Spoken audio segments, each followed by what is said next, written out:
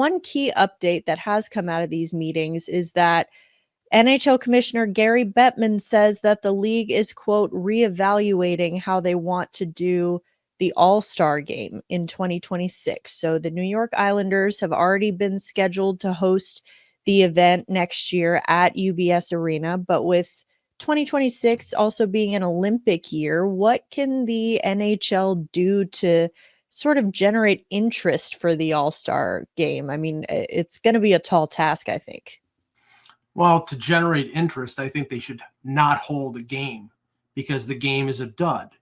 It always has been. It's been a dud for a long time, but we know the reason why they do it. It's not for us as reporters or maybe even adults. I think it's for the advertisers that the league, wines and dines, and it's for kids in the particular venues who get to see all the stars. I mean, you have to say that that's still an attraction, but I think with the fact that they're going to basically go from the All-Star game in New York to Milano Cortina, they're going to fly out right after.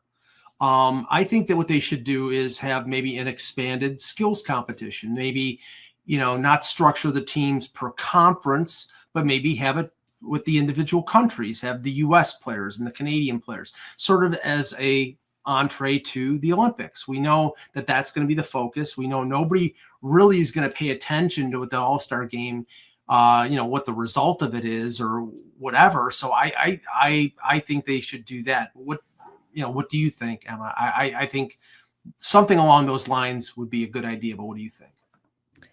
I think you're on the right track with something to do with the skills competition as opposed to the game itself. It seems like the skills that's always the more interesting part. It's the more unique part of the festivities in general. And I think that I like what you're saying about doing something. Obviously, we've already seen the Four Nations face off this year with, the different countries facing off against each other in a tournament format. But if it was something, like you said, maybe they do the skills competition matchups by country or things like that could be pretty interesting and a good, sort of preview and hype up for the Olympics.